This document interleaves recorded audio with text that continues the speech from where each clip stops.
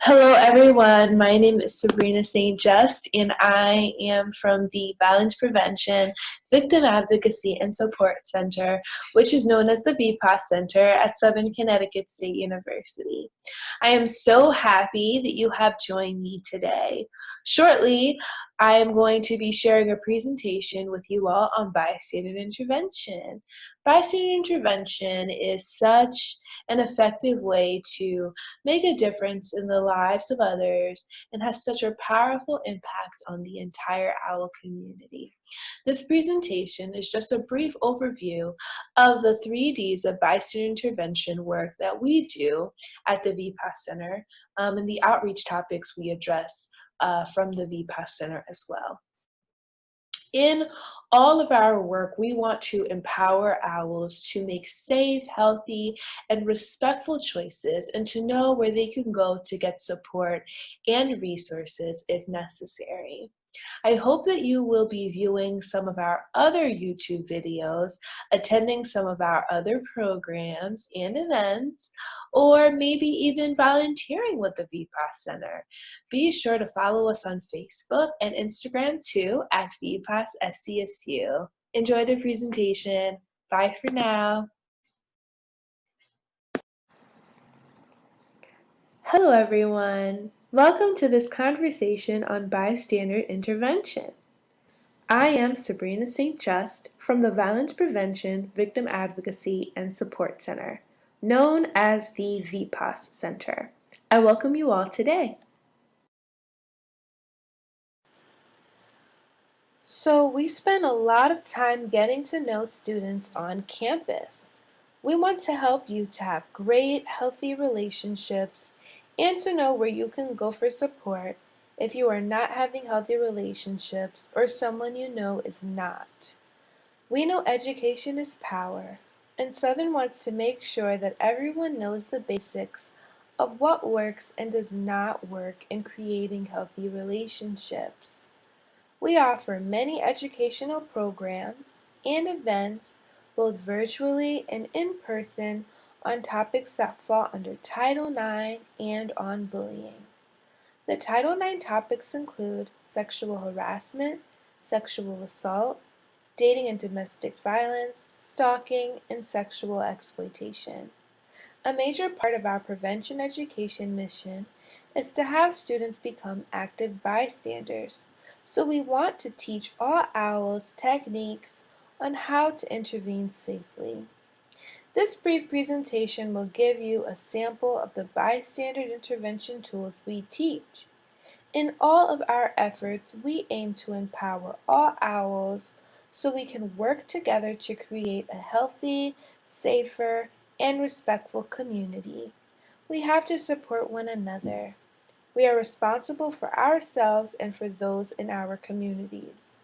Along with prevention education, the VPAS Center advocates, Kathy and Melissa, provide advocacy, resource information on support services, Title IX rights, and reporting options to survivors of sexual violence. For further information, you could visit the VPAS Center website at www.southernct.edu/VPAS and follow us on Facebook and Instagram at VPAS SCSU. We will post this and other resources on the last slide of this presentation. Now, let's talk about who you will be as an owl.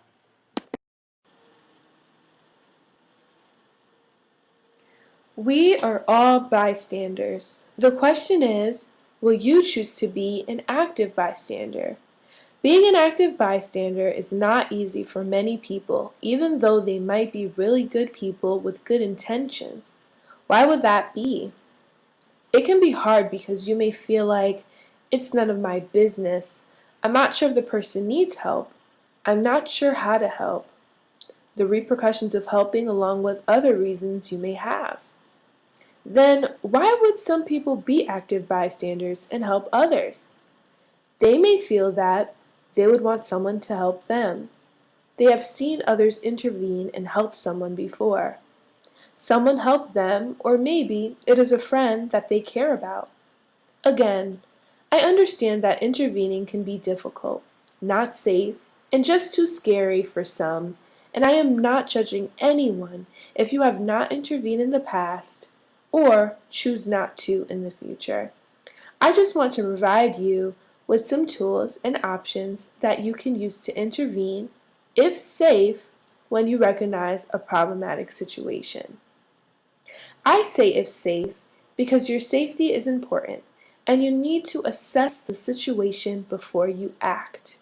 You will see that even if you delegate or refer to another person or agency, that you will certainly still be helping others. There are 3 things to consider when being an active bystander. Recognize what's happening, determine the response style that fits you and what'll work best in the situation, and the possible referral resources you may be able to offer. First, you will need to recognize what is happening. That's where education can help. Again, the VPAS Center educates on topics that fall under Title IX, including sexual harassment, sexual assault, dating and domestic violence, stalking, and sexual exploitation, and also on bullying. Education is power and provides you with information that can help you determine what are acceptable behaviors and those that are not. Second, you can critically assess the situation and determine which response would best fit and be the safest choice. Lastly, you can always refer someone to on and off campus resources that may be helpful. These bystander intervention skills, including the 3Ds, can be used for a multitude of situations as well, including drug and alcohol abuse, racism, and mental health issues.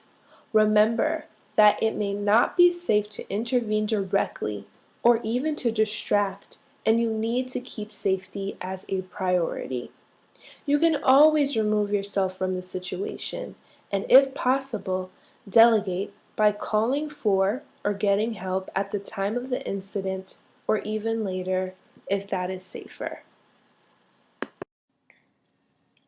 As I mentioned, every situation is different and every person is different. You may find that you are comfortable using all of the 3Ds: direct, distract, and delegate, or only one or two of the Ds may work for you. You get the point. There also may be times that using only one of the Ds would be a safe way to intervene, so that will help determine the intervention used. We will provide an example of using the 3Ds in a scenario shortly. To review quickly, direct intervention is being direct in a situation. You have no problem telling it like it is. To distract in a situation means that you will be creative in how to intervene. And to delegate will be getting others involved in the intervention. Let's see how this will work if you see someone in a relationship being mistreated. I ask you to think about how you might safely and effectively intervene in the scenario. While you are hanging out with a group of friends in the Farnham lobby, B shows up and roughly grabs A's arm and pulls A aside, saying, "This is my partner." You watch the conversation from the corner of your eye and notice that A is being ridiculed and yelled at for hanging out with friends. A is apologizing and looks really frightened. This scenario is showing a very unhealthy relationship whereby physical and verbal abuse is present. No one should speak to someone like that or grab someone's arm and pull them aside in this manner. These behaviors are a violation of Southern sexual misconduct policies and Student Code of Conduct, falling under intimate partner violence. Aside from that, we know that this is not a healthy way to act, nor is it respectful or safe. Let's go to the next slide to see the way that the 3Ds could be used to intervene, help in this scenario. As I review these responses, I ask you to think about what would work for you as an active bystander helping in this situation. So the first form of intervention we have here is direct. Examples of being direct include, "Stop it, that's not right, talking to them like that." Or something like, "Are you okay? That was pretty harsh." The next form of intervention we have here is the distract. These examples include, "Were you in my math class last semester? How'd you do on that final?" Or something like, "Hey, remember we are meeting everyone for pizza? Let's go." And the last form of intervention is delegate. Examples of delegating include, ask a group of friends to intervene with you, or contacting an HD, a hall director, or an RA, a residential advisor, for help. Here on this slide you will see a list of some of our on-campus resources. These resources include the contact information of our Title IX coordinator, Paula Rice, the Violence Prevention Victim Advocacy and Support Center, the Office of Student Conduct and Civic Responsibility, the University Police at Southern Connecticut State University, counseling services, and health services. More information and a complete list of on and off-campus resources can be found at the VPAS Center, Sexual Misconduct and SART website. We encourage you to visit these sites and always feel free to reach out for assistance and further information. We want to help.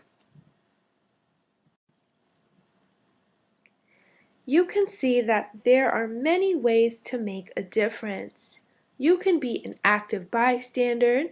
You can support the work of the VPAS Center by attending programs, co-sponsoring events with us, and volunteering with us. You can also join PEACE, which is a peer education student organization. Visit I'll Connect for contact information. I want to thank you all for joining me today. I hope you found this presentation empowering and helpful. I'm so happy to have you as a member of the OWL community, and together we can make a difference. Bye for now.